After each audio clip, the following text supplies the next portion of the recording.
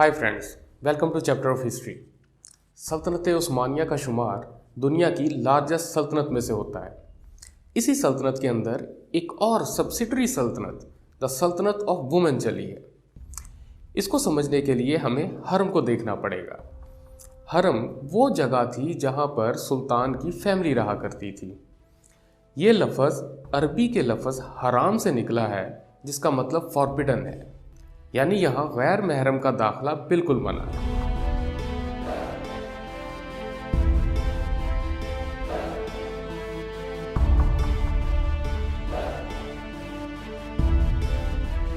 यहाँ पर रहाइश पजीर हुआ करती थी सुल्तान की माँ, सुल्तान की बीवियाँ और बाकी ख़ानदान के लोग।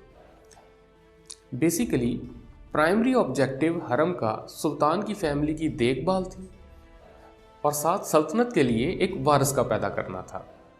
हरम के कुछ रूल मुतय्यन थे। इसकी सरपरस्ती किया करती थी सुल्तान की माँ। असूल ये मुतय्यन थे कि सुल्तान की हर बीवी सिर्फ एक औलाद बेर करेगी।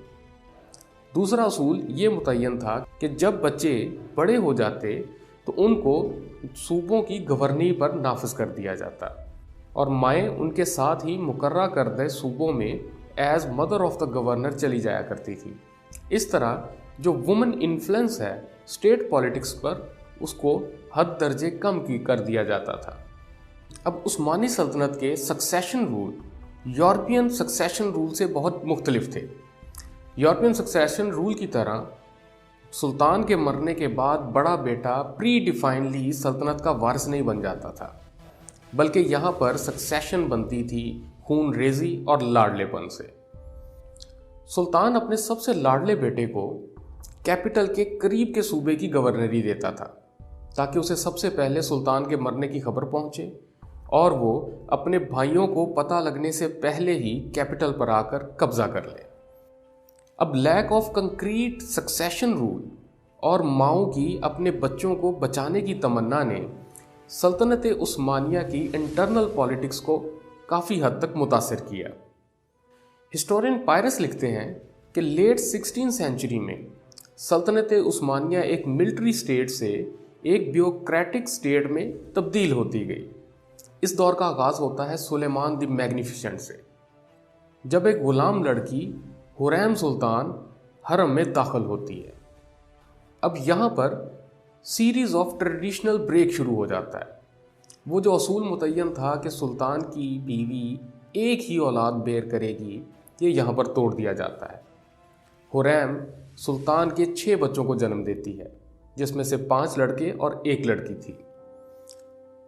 हुरैम सुल्तान क्योंकि सुलेमान की पसंदीदा बीवी थी, इस वजह से उसका पॉलिटिकल इन्फ्लुएंस बढ़ता चला गया और जब सुलेमान की माँ हिफ्ज़ा सुल्तान की वफ़ात होती है तो वो मोस्ट पावरफुल वुमेन बन जाती है। सुलेमान द मैग्निफिसेंट हुरैम सुल्तान को स्लेवरी से आज़ाद करके लीगली शादी कर लेता है और इसके साथ ये भी होता है कि हुरैम सुल्तान अपने किसी भी बच्चे के साथ किसी इलाके की गवर्नरी के लिए नहीं जाती, बल्कि वो आ जाती है महल में और यहाँ पर वो डायरेक्टली लिंक हो जाती है स्टेट पॉलिटिक्स में। हुरैम सुल्तान इंटेलिजेंट और स्मार्ट थी। इसने पॉलिटिक्स में अपना भरपूर किरदार निभाना शुरू कर दिया। फॉरेन अफेयर से लेकर इंटरनल मैटर्स तक ये डील किया करती थी। ये वो पहली खातून थी जिन्होंने representative of Ottoman empire direct correspondence की है पोलैंड के बादशाह से। अब सुल्तान के साथ अपने लविंग रिलेशन के साथ साथ वो एक की प्लेयर थी पॉलिटिक्स ऑफ द स्टेट में। इसके शवाहिद मिलते हैं हुरैम और सुलेमान के दरमियान जो ख़त किताबत हुई है उससे।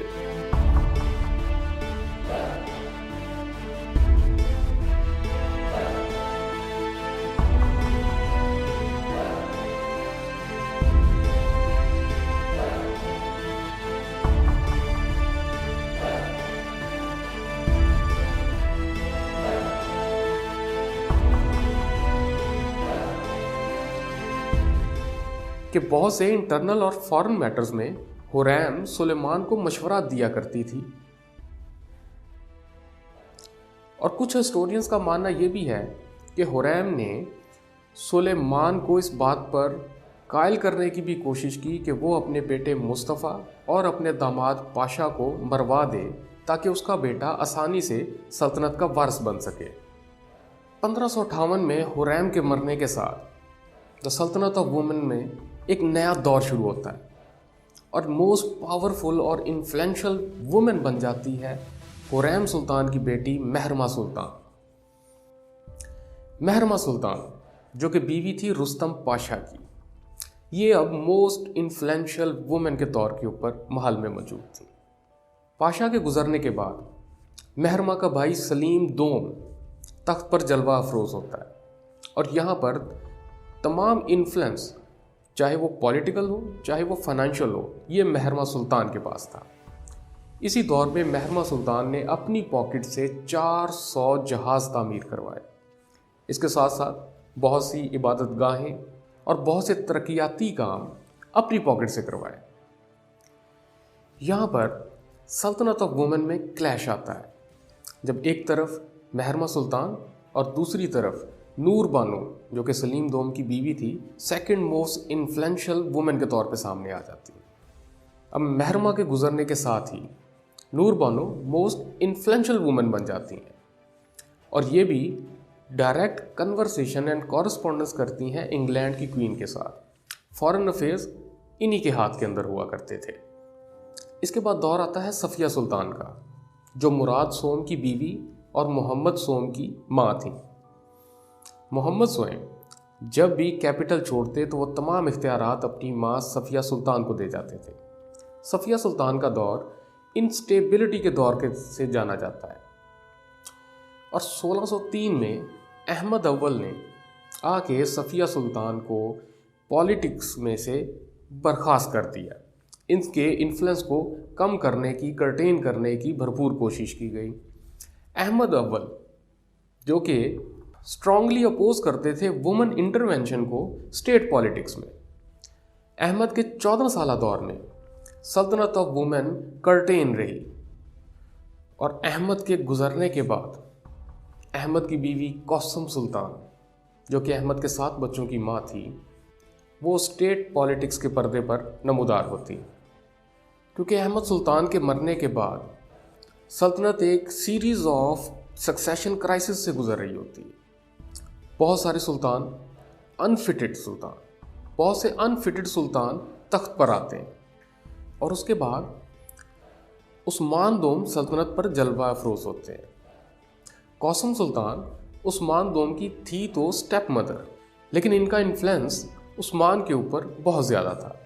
उस्मान के 4 साल दौर में तकरीबन मोस्ट ऑफ द पॉलिटिक्स कौसम सुल्तान ने की। कौसम सुल्तान पॉलिटिक्स का एक प्रोमिनेंट फिगर थी। ये direct conversation and direct meetings with ministers किया करती थीं।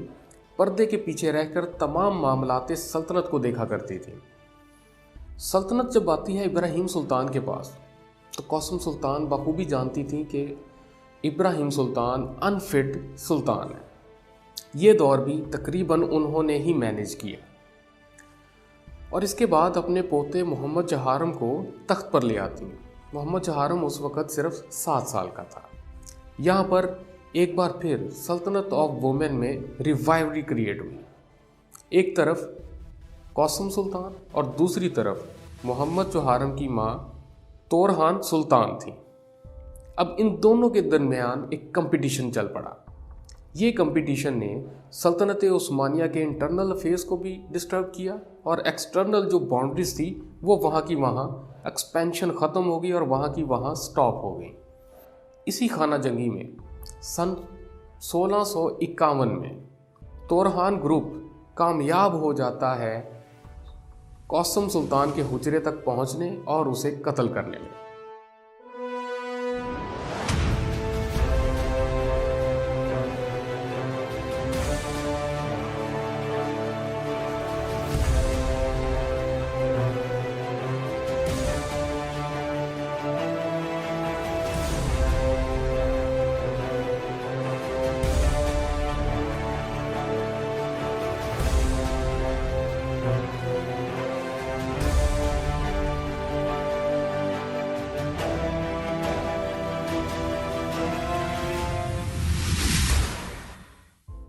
तोरहान सुल्तान ने तमाम सल्तनत के मामलात को देखा, लेकिन उसके बाद इन्होंने भी एक किस्म की रिटायरमेंट ले ली और इसके साथ ही ख़त्म होता है सल्तनत ऑफ वुमेन का 100 साला दौर। अब आखिर वजह क्या बनी अ स्टेट बनने की? मेंटली अनफिट सुल्तान, बढ़ता हुआ इन्फ्लुएंस और फाइनेंशियल पावर, इन तमाम चीज़ों ने तरवीज दिया सल्तनत ऑफ वुमेन बनने में।